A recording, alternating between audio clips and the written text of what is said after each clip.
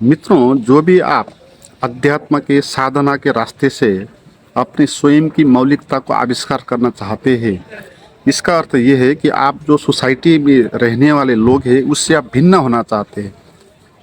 नहीं तो आप इस मौलिक रास्ते पर चलने की कोई आवश्यकता नहीं। जो भीड़ में लोग जीते हैं आप भी ऐसे ही जीते। मगर आप इस रास्ते पर चलेंगे तो इस भीड़ में रहना आपको थोड़ा मुश्किल हो जाएगा, क्योंकि यहाँ पर डब्बू चाचा बैठा होगा, वहाँ पर चंदूलाल बैठा होगा, वहाँ पर यंत्रलाल बैठा होगा। वो यंत्रलाल जिसने पीएचडी तक की रखी है और बहुत सारे शास्त्रों को पुस्तकों को अध्ययन किया है। तो अगर आप उसकी बात नहीं मानोगे तो आपको पागल घोषित कर देगा। चंदूलाल है, परंपरा का लीग है, जो भी परंपरा में चलती हुई संस्कृति है उनका आप नहीं मानोगे तो वो आपको पागल घोषित कर देगा। डब्बू चाचा है, पॉलिटिशियन है बैठा हुआ, आप किसी भी पॉलिटिक्स को नहीं मानोगे, किसी के झोले नहीं बनोगे, चमची नहीं बनोगे तो वो आपको पागल कह देंगे। तो आपका जीना हराम हो जाएगा इस भीड़ भाड़ में, इस अंधे लोगों के बीच में, अगर आप अपना आँख खोलने का प्रयास कर रहे हो तो आपको इस जीवन में जीने की एक बहुत बड़ी कला चाहिए, है ना। अगर आप अपनी आँख खोल के जीना चाहते हो तो आप अंधे लोगों के पास जीने के लिए आपके पास एक कुशलता चाहिए, एक चालाकी चाहिए।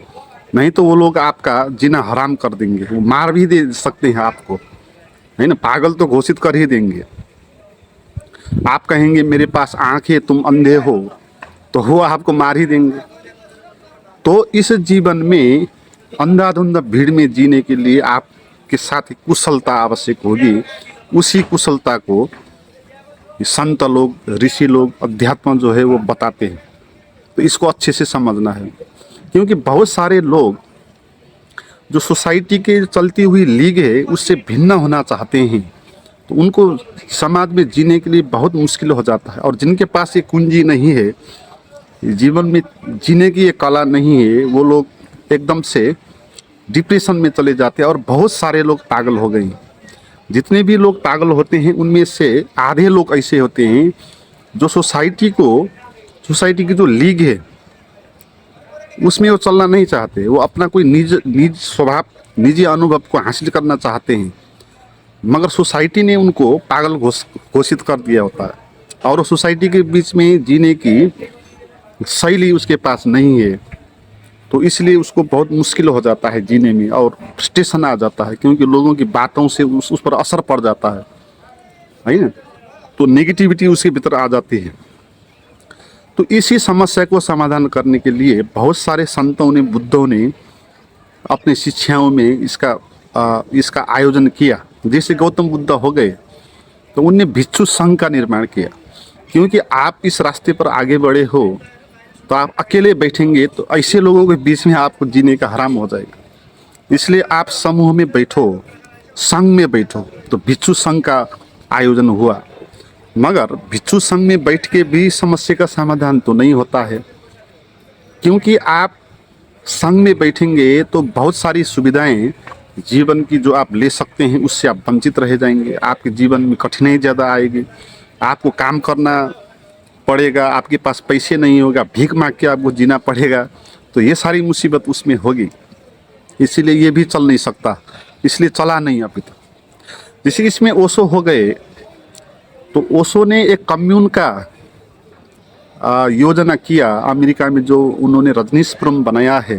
तो इसी के लिए उन्हें बनाना है। उनका ये मान्यता है कि आप जो भी सन्यासी हैं, जो भी साधक हैं, एक साथ बैठे, एक शहर बना के बैठे, तो फिर आप अंधों के बीच में रहने की जो प्रॉब्लम होती है वहाँ पर आपको नहीं होती, क्योंकि आप सभी एक जैसे लोग होंगे, आँख खोलने वाले लोग होंगे, एक दूसरे को समझेगा कोई भी, तो जीने में सरलता आ जाएगी, रहने में आनंद आ जाएगा। मगर वो भी चल नहीं सका, क्योंकि इस तरह का जो प्रयोग हुआ तो इससे जो अमेरिकन सरकार है, जो क्रिश्चियनिटी है, तो उस पर बड़ा प्रभाव पड़ा। उनको ये लगा कि ये तो हमारे अमेरिका को खा देगा, है, ये तो अपना धर्म प्रचार कर देगा। तो उन्होंने उसको कैंसिल कर दिया, रद्द कर दिया। तो रजनीशपुरम उजड़ गया वहाँ से। बाद में ओशो ने फिर ये अनुभव किया कि इस तरह के बड़े बड़े कम्यून बनाने से नहीं होगा, क्योंकि ये सरकारें, ये राज्य व्यवस्थाएं, ये जो परंपरा की लीग में चलने वाले धर्मगुरु होते हैं ना, इनके पीछे पड़ जाएंगे और आपका धन, आपका श्रम बहुत इसमें नष्ट हो जाएगा। इसलिए ओशो ने बाद में ये कहा कि छोटे छोटे आप आश्रम बनाए जगह जगह पर, वहाँ आप ध्यान करें, तो जो भी साधक हैं इकट्ठे हो जाएं कभी कभी, तो जीने में थोड़ा सरलता होगा। तो इसमें जो सबसे बड़ी कारीगरी होगी जीने में, उसके बारे में ही बात करते हैं, है ना। क्योंकि इस तरह का संगठन भी चल नहीं सकता है और उससे भी ये समस्या का हल नहीं होता है। तो इसका हल तभी हो सकता है जब आप जानोगे अंधों की भीड़ में रहने की कारीगरी जानोगे, वो कला सीखोगे जब। तो वो कला ये है कि अभिनय की कला। आपको लोगों के आगे अभिनय करके जीना होगा, क्योंकि अभी हमने कहा कि लोगों के बीच में बैठने में आपको बहुत मुश्किल होगी, क्योंकि आपका जात ही अलग हो गया ना, आप फर्क जात के ही हो गए, ये मनुष्य हो गए, आप मनुष्य से ऊपर उठना चाहते हो, ये परंपरा की लीक के आधार पर चलते हैं, ये शास्त्रों में लिखी हुई बातों पर मानते हैं, है ना। तो आप तो इन बातों को जानते हो कि ऐसा अंधविश्वास से मूढ़ता है। तो इनके बीच में रहने के लिए अगर आप विरोध करेंगे इनका, तो वो भी जीना हराम कर देंगे। आप कुछ नहीं बोलेंगे, चुपचाप बैठेंगे, तो भी आपका जीना हराम हो जाएगा। वो कहेंगे ये क्यों नहीं बोलता है, ये तो कोई काम का नहीं है, तो भी आपको दिक्कत पड़ जाएगा। ज़्यादा बोलेंगे फिर दिक्कत हो जाएगी, विरोध करेंगे तो भी दिक्कत हो जाएगी, है ना। तो फिर कभी कभी आपको विरोध भी करना आवश्यक होगा, क्योंकि जो सत्य के रास्ते पर चलता है, तो सत्य की स्थापना के लिए, सत्य के प्रचार के लिए उसके अंतर मन से ये बातें भी आती है। तो कभी कभी परंपराओं की जो लीक है उस पर प्रहार करना आवश्यक होता है, क्योंकि ये पृथ्वी, ये समाज बहुत रूखा हो गया, बहुत सूखा हो गया, विसंगति और विकृति से भर गया। इसमें थोड़ा प्राण फूंकना है, थोड़ा लोगों को जीने की नई दृष्टि देनी है। तो इसके लिए आपको कभी कभी इस पर प्रहार भी करना होगा, है। तो प्रहार करने भी मुश्किल हो जाएगा, लोग आपको उल्टे सीधे कहे जाएंगे, उल्टे सीधे कर देंगे। तो इसमें आपको बड़ी चालाकीपूर्ण तरीका से इन लोगों के बीच में जीना होगा। तो ये होगा कि आपको अभिनय की कला से आपको समझना है, ये जो भी लोग हैं, सोसाइटी है, ये एक रंगमंच है, ये एक नाटक है।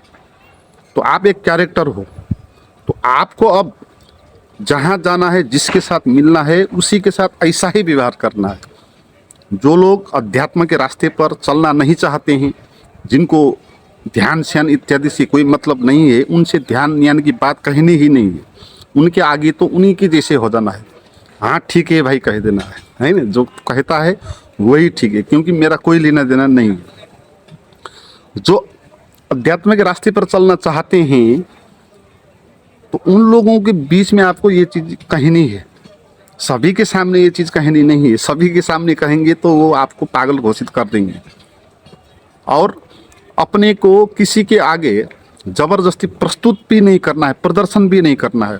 इस तरह नहीं चलना है कि जैसे कि आप ज्ञानी हो गए तो एकदम से गेरुआ वस्त्र लगा लिया आपने और माथे पे तिलक लगा के एकदम साधु के भेष में आप चलने लगे। इस तरह भी नहीं चलना है।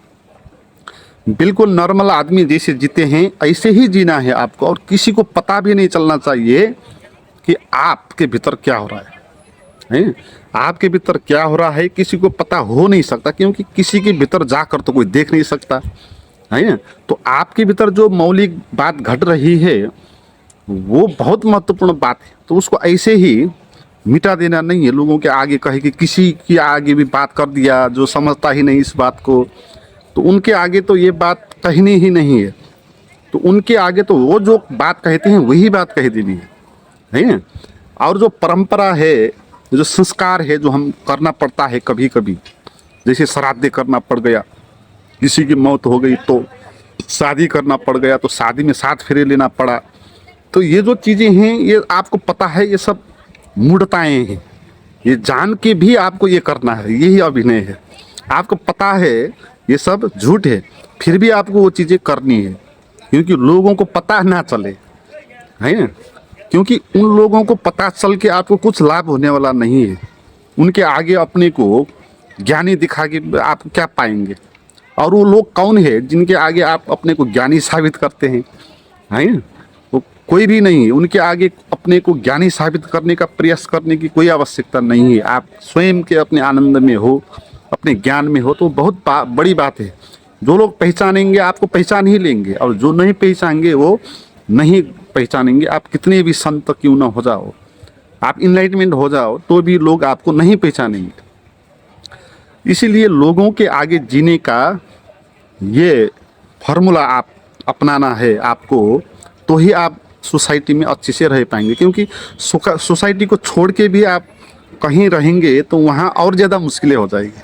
जैसे इस सोसाइटी से अलग रह के आप जंगल में कहीं पर बैठेंगे तो वहाँ आपको जीने में बहुत मुश्किल हो जाएगी। खाना जुटाना होगा, भीख मांगना होगा आपको, लोगों के दूसरे पर निर्भर होना होगा।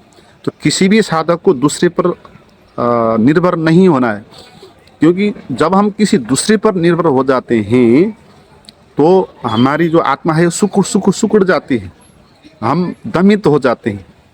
इसलिए दूसरे पर किसी में भी निर्भर होकर नहीं जीना है। अपने आविष्कार से, अपने कर्म से जीना है। तो आपको जंगल जाने से नहीं होगा, आपको इसी सोसाइटी में रह के आपको पैसे कमाना होगा।